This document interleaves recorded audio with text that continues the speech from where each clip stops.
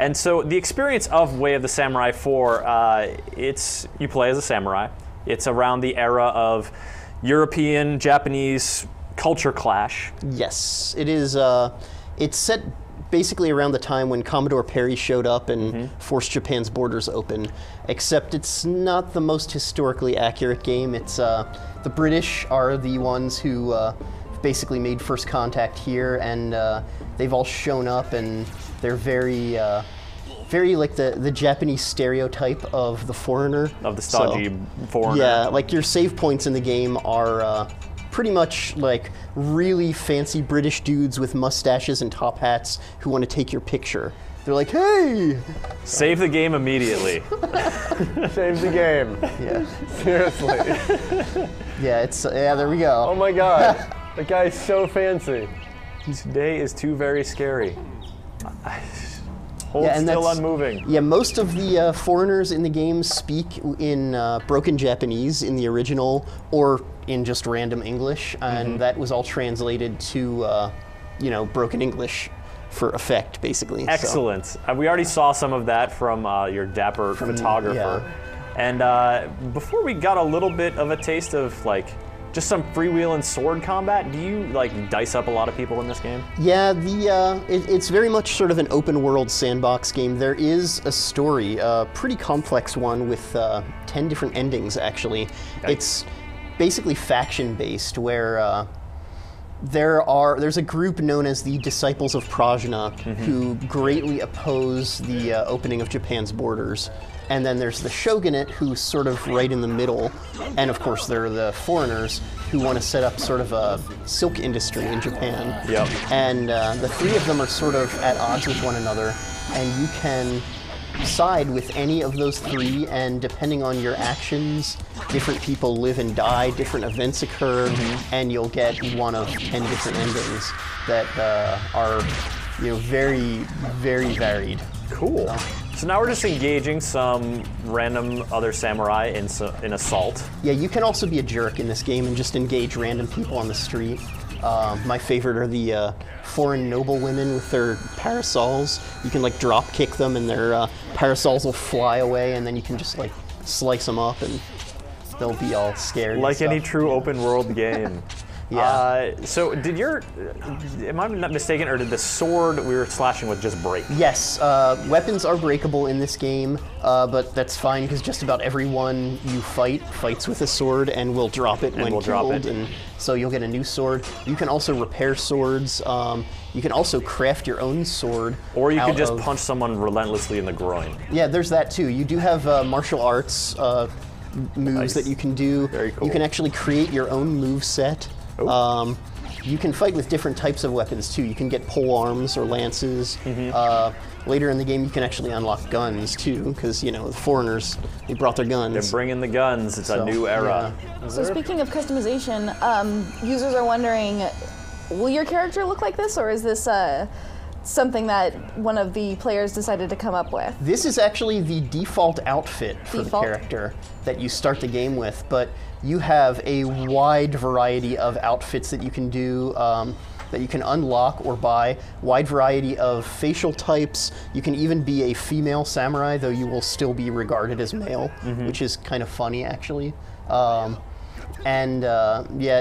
you also can buy a bunch of accessories which you can position on your body and upscale or downscale, so you can change the size of them, where they are, etc. You can actually buy a water bottle and wear it as a suit if you want. If you want to go for it's the Japanese Flava Flav look, you can get that going. Some screenshots we've seen of the game have people basically creating Doraemon and just running around as Doraemon.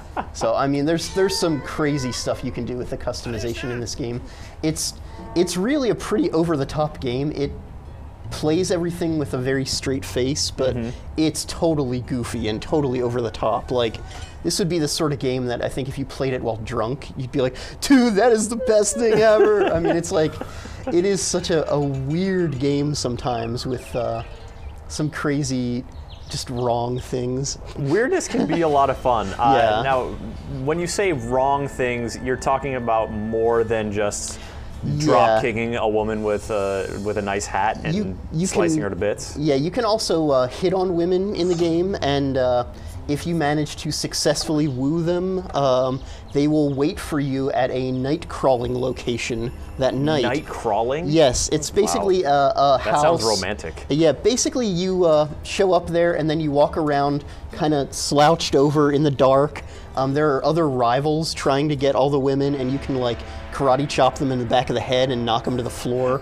And then you can go around and basically you have this little turtle meter on the screen that glows when you get near your target, quote unquote, and then you can just pull back the covers and go at it. And then you have a night crawl. Yeah, and when you're actually doing the night crawling too, your goal is basically to chase the girl around and sort of like pick her up and throw her down on the bed and like knock her clothes off too. So real world romance tips from it's very it's almost like caveman primal like romance. That is absurd going on. And sounds pretty funny actually. It's pretty good stuff. I see Brittany here has changed the outfit of the samurai to something a bit more fashionable. And I love this dude here with the pipe and the chef's hat and boxing gloves. He's just making sure everything in the kitchen stays. He is an awesome bodyguard right there. And when you kill him, he drops an egg.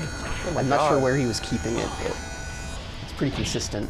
Oh man. Yeah. We're gonna get to see some egg shortly. Yeah, but perhaps. Providing that he's got his pipe in the whole time.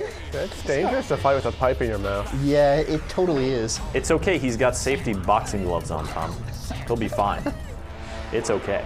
But yeah, it's got some pretty crazy stuff. The story is actually pretty good. It's kind of deep, except with goofiness, sort of washing over the deepness a little bit. So goofiness washing over deepness. Yeah, it's. So it seems like it'd be a pretty lengthy adventure. It seems like a lot is going on. Yeah, I mean, just to get one of the endings, you can do that in like 2 to 4 hours, but that depends on which ending you're getting. Like there are some that you can get really easily, and then some require beating the game numerous times, doing numerous things. Just in general, like some of them are much harder to get than others, and total playtime, I'd say you can easily kill 20 to 30 hours on this just getting all of the endings, and then there's so much extra you can do. There are like hundreds upon hundreds of swords. You can build your own swords, create your own styles, try to woo as many women as possible. And also the game is very much uncensored. Like we did get an M rating from the SRB for this. It has numerous things in it that are kind of interesting. You kind of described one earlier with that whole bizarre night crawling scene, which but there's also chilling. There's also torture in this game. It's basically if you get caught by one of the constables breaking the law, like here you're basically breaking some dude's jars and Vandal. things. And yeah, the constable should be on his way, I think. You get tortured for breaking bottles? You get tortured for very random things. You can kill random people, pick fights with constables, or break bottles. It seems like there's nobody witnessing that crime this time around, though, which is unfortunate. Victimless crime. So, are the constable? When you say constable, I'm picturing a goofy, British man with a bell-shaped hat. This is actually samurai constables. Okay. Yeah, and. When you go to the torture chamber, there are 3 different types of torture. There's one where you're basically suspended, mostly naked, above a pommel horse that's on fire with a woman whipping you. There's another where you're tied to a water wheel and your head keeps going under the water. And there's one where basically they keep trying to crush you with rocks. So like ripped from the headlines. And if you manage to survive for a minute of any of these forms of torture, you pretty much get to walk away scot-free, just like in real life. They're like, okay, you paid your dues. You paid your penance. So nice. Yeah. Oh, this mistress, no, she's only open at night. Okay, we know where that will lead eventually. Tom, Way of the Samurai 4, you guys, Xseed bringing it out. Coming soon? When can folks get their hands on it? We don't know an exact date yet, but it will definitely be sometime this summer. This summer? And it will be a digital download on PlayStation Store for the PlayStation 3. Great. Well, cool. Thanks for coming by, showing off Way of the Samurai 4. Much appreciated.